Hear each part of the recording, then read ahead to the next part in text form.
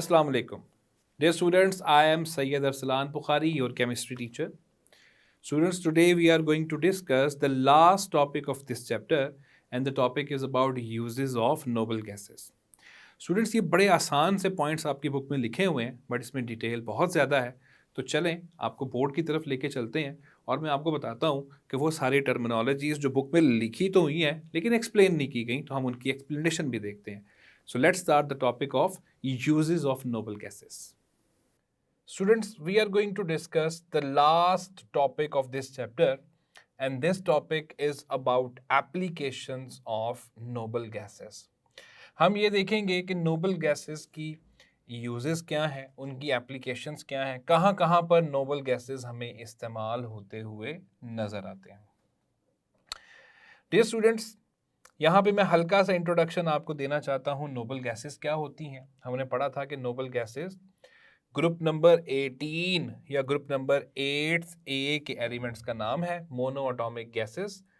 और सबसे बड़ी बात कि आम हालात में ये इनर्ट हैं, जल्दी करके रिएक्शन शो नहीं करते। सो डियर स्टूडेंट्स, चलते हैं हीलियम की तरफ। सबसे पहले एप्लीकेशंस पढ़ते हैं और सबसे पहले हीलियम की एप्लीकेशंस को स्टडी करते हैं कि हीलियम हमें कहाँ कहाँ पर इस्तेमाल होता हुआ नज़र आता है। स्टूडेंट्स, हीलियम जिसका सिंबल He है और एटॉमिक नंबर आपको पता है उसका 2 है। स्टूडेंट्स, ये इस्तेमाल होता है इन वेदर बलून्स। तो सबसे पहले तो ये समझिए कि वेदर बलून्स क्या होते हैं। स्टूडेंट्स, आपने देखा होगा कि अक्सर जो महकमा मौसमियात में के जो लोग होते हैं वो डिपार्टमेंट हमें रोज़ाना के वेदर की खबर देता है, और इस खबर में हमें आम तौर पर 2 या 3 चीज़ें जो हैं वो बताई जाती हैं, जैसे कि टेम्परेचर कितना रहेगा वो बताया जाता है, ह्यूमिडिटी बताई जाती है, यानी नमी हमारे एटमॉस्फेयर की बताई जाती है कि हमारे एटमॉस्फेयर के अंदर ह्यूमिडिटी जो है वो कितनी होगी। इसके अलावा आपके एटमॉस्फेयर का प्रेशर फाइंड आउट करना भी वेदर बलून्स का काम होता है। डियर स्टूडेंट्स, इन वेदर बलून्स के अंदर हीलियम गैस को भरा जाता है और दीगर अपरेटस लगाया जाता है ताकि उसको मेजर किया जा सके। स्टूडेंट्स, मैं ये नहीं कह रहा कि हीलियम गैस इन सारी चीज़ों की डिटर्मिनेशन में यूज़ होती है। हीलियम गैस चूँकि लाइटर देन एयर है, इसलिए ये ऊपर की तरफ जाने की कोशिश करती है। तो ये बलून्स जो हैं उनको ऊपर लेके जाना होता है हवा में, तो हीलियम गैस उनमें भर दी जाती है और हीलियम गैस लाइटर होने की वजह से उन बलून्स को ऊपर लेकर जाती है, और उन बलून्स के अंदर मौजूद जो एपरेटस होता है वो इन चीज़ों को माप लेता है और इनकी मेजरमेंट करके सारी की सारी डिटेल जो है वो हासिल कर ली जाती है। स्टूडेंट्स, अब हीलियम को ही क्यों यूज़ किया जाता है? यहाँ तक कि आपने पढ़ा है कि हीलियम से भी लाइटर गैस तो हाइड्रोजन है, तो वो हमें ज़्यादा बेहतर रिजल्ट दे सकती है। डियर स्टूडेंट्स, हीलियम को इसलिए भी इस्तेमाल किया जाता है क्योंकि ये नॉन रिएक्टिव है। ऊपर जाके अगर फ़र्ज़ कीजिए कोई बलून डिस्ट्रॉय भी होता है तो उसमें जो भी गैस हीलियम होगी वो अगर एटमॉस्फेयर में रिलीज़ भी हो जाती है तो वो वहाँ पर किसी भी चीज़ के साथ रिएक्ट नहीं करेगी, तो इसलिए हीलियम को आमतौर पर वहाँ पर यूज़ किया जाता है। स्टूडेंट्स, दूसरा इसका यूज़ ये है कि इसको वेल्डिंग पर्पस के लिए इस्तेमाल किया जाता है। डियर स्टूडेंट्स, आपने एक नाम सुना होगा जिसको हम कहते हैं गैस वेल्डिंग, आर्क वेल्डिंग भी कहते हैं उसको। वहाँ पे डायरेक्ट इलेक्ट्रिसिटी क्रिएट जो है ना, यानी आपने देखा कि इलेक्ट्रिसिटी तो आती है लेकिन इलेक्ट्रिसिटी बेसिकली गैस को दी जाती है, वो गैस इलेक्ट्रिक डिस्चार्ज करके वेल्डिंग क्रिएट करती है। तो इस गैस वेल्डिंग के अंदर हम हीलियम को इस्तेमाल करते हैं, और इसका यूज़ ये है कि ये ट्रैफिक सिग्नल लाइट्स के अंदर इस्तेमाल होता है। डियर स्टूडेंट्स, आपने देखा होगा ट्रैफिक सिग्नल्स के अंदर जो मिडल लाइट होती है जो अमूमन येलो कलर की होती है, वो जो येलो कलर प्रोड्यूस होता है उसके अंदर असल में हमने हीलियम को इस्तेमाल किया होता है। तो हीलियम जो है वो ट्रैफिक सिग्नल लाइट्स के अंदर भी यूज़ होती है। डियर स्टूडेंट्स, चलते हैं नेक्स्ट यूज की तरफ, वो है used for breathing by sea divers. Dear students, जो अंडर वाटर सी डाइवर्स होते हैं ना, वो सिर्फ प्योरली ऑक्सीजन को सिलेंडर्स में डालकर नहीं लेकर जाते, बल्कि वो मिक्सचर लेके जाते हैं जिस मिक्सचर में 80% ऑक्सीजन होती है, जबकि 20% वो साथ में हीलियम ऐड करते हैं। ये स्टूडेंट सबसे पहले तो ये समझिए कि सी अंडर वाटर डाइवर्स जो हैं, सी डाइवर्स जिन्होंने बहुत गहराई में जाना होता है, आखिर उनको ये दो गैसेस क्यों लेके जानी पड़ती हैं, सबसे पहले ये समझें, फिर हम आगे चलते हैं। स्टूडेंट्स, ये जो अंडर वाटर सी डाइवर्स होते हैं, इनके बारे में याद रखिएगा कि इनको एक्सपीरियंस करना पड़ता है हर 100 फीट के बाद 3 ATM pressure. Yes dear students, जैसे ही ये सी लेवल में नीचे जाते हैं, after every 100 feet they experience 3 ATM more pressure. तो वो प्रेशर को मेंटेन करने के लिए या उसको रेजिस्ट करने के लिए मिक्सचर ऑफ गैसेस लेके जाया जाता है, ताकि ऑब्वियसली जब ये दो गैसेस का मिक्सचर बन जाएगा नॉन रिएक्टिंग गैसेस का, तो पार्शियल प्रेशर का जो कानून है जो आप पढ़कर आए हैं, Dalton's law of partial pressure, that will be applied, or it is the mixture of two gases, so its pressure will be increased and the total pressure will be the sum of the partial pressure exerted by these two gases. तो सामने से भी ज्यादा pressure मिल रहा है, और ये जो अंडर वाटर डाइवर है वो भी दो गैसेस को लेकर गया है, तो इन दोनों गैसेस का प्रेशर जब कंबाइन होगा तो that will be able to resist the increase in the pressure. तो पहली चीज तो ये समझिए कि क्यों उनको मिक्सचर ऑफ गैसेस जो है वो लेकर जाना पड़ता है। अब आते हैं स्टूडेंट्स के हीलियम ही क्यों वो साथ में लेकर जा रहे हैं। 80% ऑक्सीजन, चले ऑक्सीजन तो इनहेल करेंगे ना, तो ऑक्सीजन तो चाहिए सांस लेने के लिए, ऑक्सीजन की तो जरूरत होगी। Why helium, why they are carrying helium along with oxygen. Students, the reason is that helium is, you know, it is an inert gas. It do not react with any substance present in the body. तो जाहिर है हमें कोई ऐसी ही gas साथ लेकर जानी है जो ऑक्सीजन तो अपना काम करती रहेगी, हेमोग्लोबिन के साथ बाइंड होगी और पूरी बॉडी में चली जाएगी और हमारा normal functioning of the body चलता रहेगा। हीलियम जो है वो किसी भी चीज के साथ रिएक्ट नहीं करेगी। अब यहां पर बहुत सारे बच्चों के जहन में एक सवाल आएगा, वो कहेंगे कि सर बाकी नोबल गैसेस भी तो हैं, या हमने अपने कोर्स में पढ़ा है इससे पहले कि sir nitrogen is also an inert gas which is present in the atmosphere, तो सर नाइट्रोजन को क्यों नहीं साथ लेके जाया जाता। Yes, this is a very valid question. Dear students, helium is inert in nature as well as it is very less soluble in blood। ये हमारे ब्लड के अंदर बहुत कम soluble होती है डियर स्टूडेंट्स। तो जितनी ये कम डिसॉल्व होगी हमारे ब्लड के अंदर, ऑब्वियसली उतना ही हम बेहतर रहेगा। अगर हम नाइट्रोजन को लेकर जाते हैं इसके साथ, डियर स्टूडेंट्स, नाइट्रोजन ज्यादा डिसॉल्व होती है ब्लड के अंदर, और ज्यादा डिसॉल्व होने की वजह से वो बहुत सीरियस किस्म की प्रॉब्लम्स जो है ह्यूमन बॉडी में क्रिएट कर देती है। सो याद रखिएगा स्टूडेंट्स, जो अंडर वाटर डाइवर्स हैं, जो डीप सी में जाते हैं, they carry helium along with oxygen as a mixture along with them, जिससे वो सांस लेने में और साथ ही साथ प्रेशर को बेयर करने में उनको आसानी हो जाती है। Dear students, next is that helium is used as cooling medium for nuclear reactors. You people all know that what are nuclear reactors. Nuclear reactors are those in which nuclear reactions are occurring, that is fission and fusion reactions. और आपने पढ़ा है कि they eliminate a huge amount of energy. Dear students, वहाँ पे ये cooling medium के तौर पे काम करता है हीलियम, because ये heat absorbent के तौर पर वहाँ काम करता है।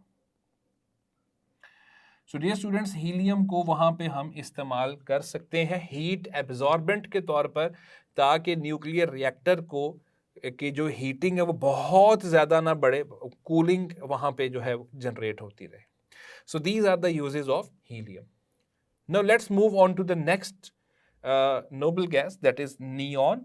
नियॉन जिसका सिंबल Ne है with atomic number of 10। Students, ये इसका जो सबसे बड़ा यूज है वो पहली लाइन में ही लिखा हुआ है, that it is largely used in making neon advertising lights. Dear students, neon advertising lights आपने अपनी कॉमन लाइफ्स में सब लोगों ने देखी हुई हैं। ये नियॉन एडवर्टाइजिंग लाइट्स क्या होती हैं?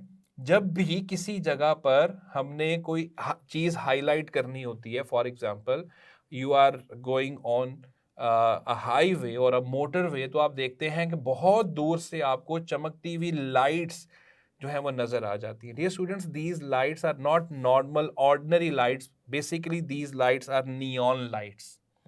इनको नियॉन साइंस भी कहा जाता है, नियॉन लाइट्स भी कहा जाता है, और ये बहुत दूर से भी देखी जा सकती हैं। मुख्तलिफ कलर्स जो हैं वो प्रोड्यूस होते हुए हमें नजर आते हैं। डियर स्टूडेंट्स, मैं जिस मार्कर को भी इस वक्त आपके सामने यूज कर रहा हूं, ये मार्कर भी नियॉन से ही मिलकर बना है। यू कैन सी कि वो कितनी ज्यादा यहाँ पे ग्लो जो है वो क्रिएट कर रहा है। सेकेंडली, इन हाई वोल्टेज इंडिकेटर्स। स्टूडेंट्स, ये हाई वोल्टेज इंडिकेटर्स क्या है? नाम से देखें आपको पता चल जाएगा। हाई वोल्टेज इंडिकेटर्स यानी ऐसे सब्सटेंसेस जो किसी भी जगह पे हाई वोल्टेज को इंडिकेट कर दें। यस डियर स्टूडेंट्स, ये नियॉन फिल्ड पाइप्स होते हैं, छोटे छोटे नियॉन फिल्ड पाइप्स या नियॉन फिल्ड सिलेंडर्स होते हैं, छोटे छोटे से। और जैसे ही हम इसको ऐसी जगह पे लेके जाते हैं जहां पर बहुत ज्यादा वोल्टेज ऑफ करंट हमें नजर आता है, जैसे कहीं पे हाई वोल्टेज लाइन जा रही होती है इलेक्ट्रिसिटी की, तो जैसे ही आप उसके थोड़े से करीब करते हैं यानी एक खास डिस्टेंस पे, तो ये ग्लो कर जाते हैं, और इस ग्लो का इंडिकेशन है कि इस लाइन के अंदर अच्छा खासा करंट जो है वो मौजूद है। डियर स्टूडेंट्स, इन इंडिकेटर्स की अगर हम बात करें तो एक अंदाजे के मुताबिक ये तकरीबन 15,000 वोल्ट्स तक का जो करंट है उसको इंडिकेट कर लेते हैं।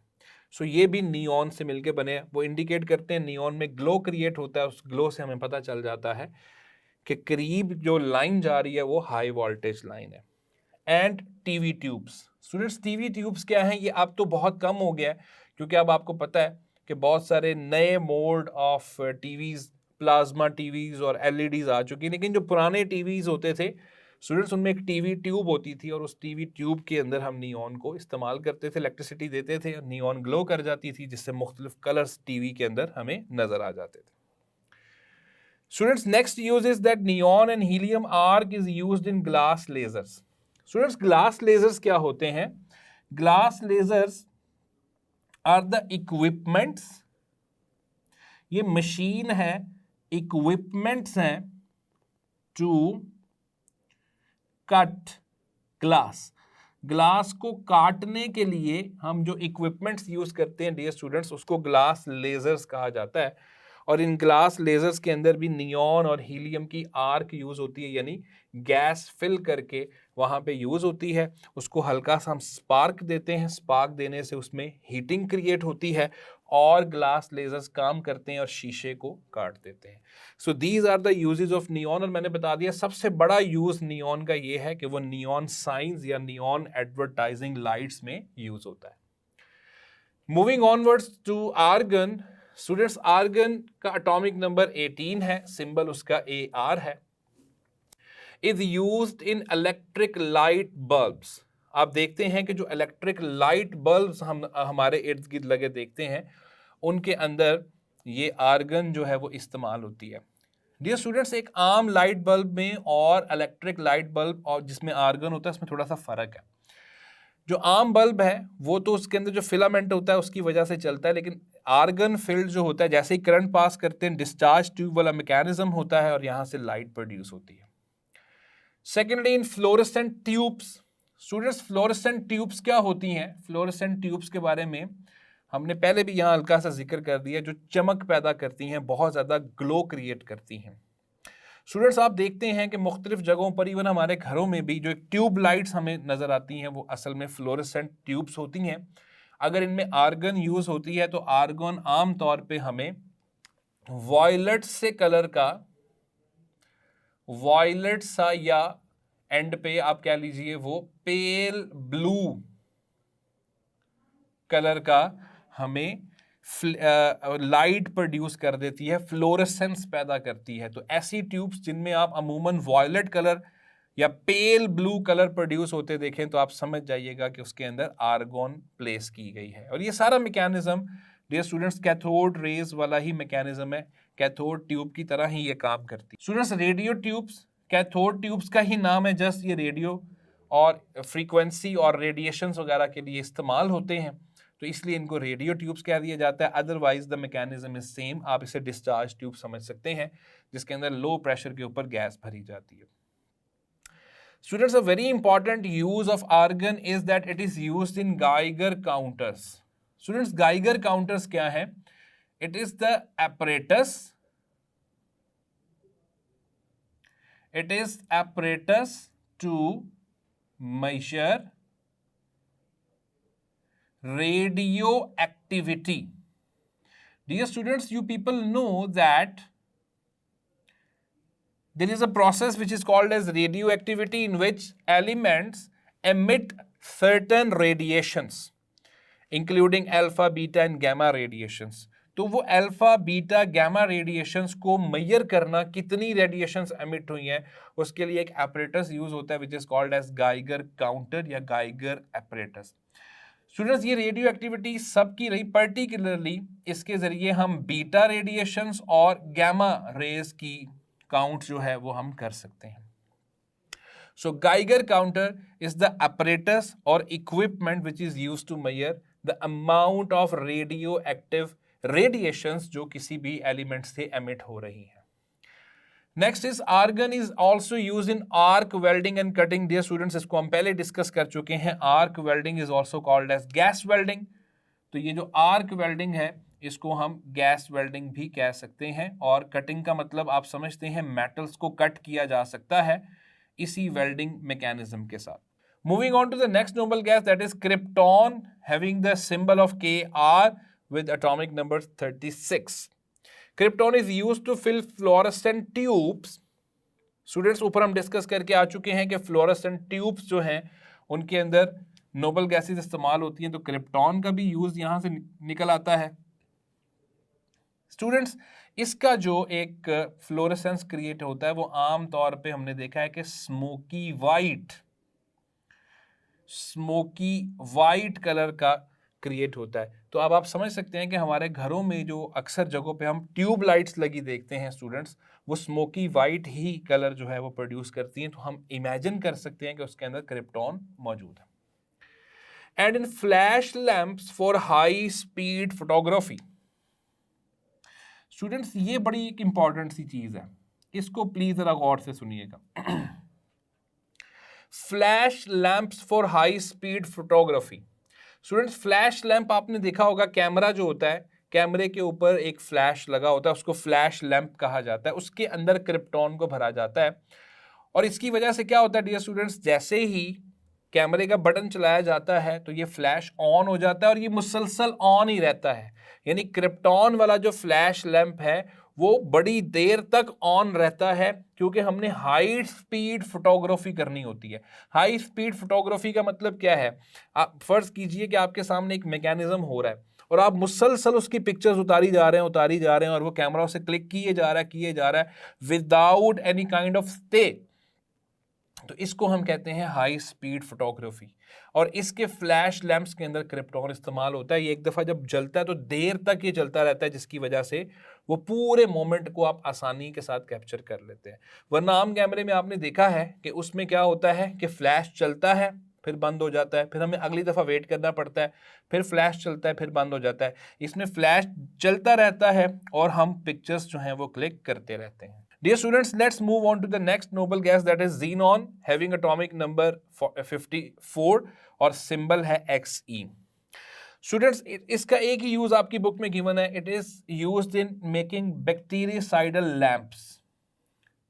डियर स्टूडेंट्स, बैक्टीरियासाइडल लैंप्स हमें कॉमन लाइफ्स में नज़र आ जाते हैं। अक्सर हम देखते हैं कि अगर हम सैलून्स और बार्बर शॉप्स पे जाते हैं तो वहाँ पर उन्होंने सैनिटाइज़र के नाम पे असल में बैक्टीरियासाइडल लैंप रखा होता है, जिसके अंदर आपने देखा है कि आम तौर पे ब्लू कलर की लाइट जो है वो प्रोड्यूस हो रही होती है।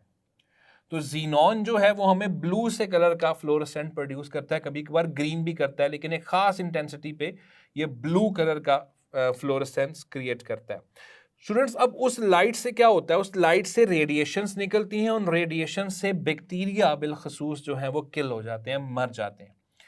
सो स्टूडेंट्स, वो जो लैंप्स हैं they are called as bactericidal lamps. और इसका एक और इस्तेमाल आपने देखा होगा कि इसी से मिलती जुलती लैंप्स जो हैं वो इंसेक्टिसाइडल लैंप्स की सूरत में हमारे घरों में लगी होती हैं या ऑफिसेज में लगी होती हैं, जिसमें आपने देखा है कि ब्लू से कलर की लाइट क्रिएट होती है। वो ब्लू से कलर की लाइट इंसेक्ट्स को अपनी तरफ अट्रैक्ट करती है। जैसे ही इंसेक्ट उसकी तरफ जाते हैं तो दरमियान में एक जाली लगी होती है जिसमें हाई वोल्टेज करंट होता है। इंसेक्ट उससे टकराता है और टकरा के वो मर जाता है। वो जो ब्लू कलर की एक लाइट क्रिएट हो रही है डियर स्टूडेंट्स, उस लाइट के अंदर ब्लू कलर क्रिएट होना भी जीनॉन की वजह से है। सो जीनॉन जो है it is used in the production of bactericidal and insecticidal lamps. Moving on to the last noble gas, that is radon. Its atomic number is 86 and symbol is Rn. Students, as you all know that radon is radioactive. ये हमने last time भी पढ़ा था that it is radioactive and it emits radiations. So due to its radioactive nature, it is used in radiotherapy for cancer. Students, cancer के अलावा ये tumours को इलाज भी करता है। अब स्टूडेंट्स, आप सबसे पहले कैंसर और ट्यूमर्स को समझिए कि ये होते क्या हैं। स्टूडेंट्स, कैंसर के बारे में हम ये कहते हैं that it is the unusual और uncontrolled growth of the abnormal cells of the body. जिस एक खास पार्ट में कोई इन्फेक्शन हो गया है और वो इन्फेक्शन अनकंट्रोल्ड तरीके से ग्रो कर रहा है तो उसको हम कहते हैं यहाँ कैंसर क्रिएट हो गया है। सिमिलरली ट्यूमर भी इसी चीज का नाम है। तो जहां पे ये क्लॉट सा बन जाता है या जहां पे वो कैंसरस सेल्स इकट्ठे हुए हैं, हम उसके ऊपर इनको थ्रो करते हैं, रेडॉन के आइसोटॉप्स को उसकी रेडिएशंस की सूरत में उसको थ्रो करते हैं। और इसके मतलब इसको थ्रो नहीं करते, इसके अंदर से जो रेडिएशंस निकलती हैं उनको थ्रो किया जाता है। वो एक खास स्पीड से जाती हैं और जाके टकराती हैं उस कैंसरस पार्ट के साथ। और जैसे ही ये आइसोटॉप्स उस कैंसरस पार्ट के साथ जाके टकराते हैं, वो कैंसरस पार्ट जो है सेल्स का जो क्लस्टर था वो टूटता है और उसके टूटने से वो छोटे छोटे फ्रेगमेंट्स में टूट जाता है। तो हम कहते हैं कि ये कैंसर का उस जगह से हमने खात्मा कर दिया है। सो स्टूडेंट्स, कैंसर और ट्यूमर्स को ख़त्म करने के लिए रेडॉन के आइसोटॉप्स की बम्बार्डमेंट उस सेलेक्टिव पार्ट के ऊपर की जा सकती है। And the final use of radon is that it is used for earthquake prediction। क्योंकि ये रेडियो एक्टिव है डियर स्टूडेंट्स, सो अर्थक्वेक, जलजला आने की जो प्रिडिक्शन होती है, जो कुछ देर पहले ही ये कर सकता है, बहुत पहले तो मुमकिन नहीं है, जलजला आने से कुछ देर पहले ही ये उसकी प्रिडिक्शन कर सकता है। तो ये बता देता है कि यहाँ पे जलजला या अर्थक्वेक जो है वो आने वाला है। So dear students, these are the applications of the noble gases. I hope कि ये टॉपिक आपको अच्छे तरीके से समझ लग चुका होगा। इसको शॉर्ट क्वेश्चंस के तौर पर भी प्रिपेयर कीजिए और लॉन्ग क्वेश्चन के तौर पर भी प्रिपेयर कीजिए। Thank you. So dear students, that was the topic of uses of noble gases. और इसके साथ ही थ्योरेटिकली आपका चैप्टर नंबर 5 जो है वो वाइंड अप हो गया। मैं उम्मीद करता हूँ कि सारे स्टूडेंट्स को अच्छे तरीके से समझ लग चुकी होगी। मैंने एक्स्ट्रा बुक नॉलेज काफ़ी आपको इस टॉपिक में प्रोवाइड किया है, जिसको मैं चाहूँगा कि आप बुक्स पे नोट करें। इंशाल्लाह अब एक्सरसाइज के क्वेश्चंस के साथ नेक्स्ट लेक्चर में आपसे मुलाकात होगी। तब तक अपना ख्याल रखें। अल्लाह हाफिज़।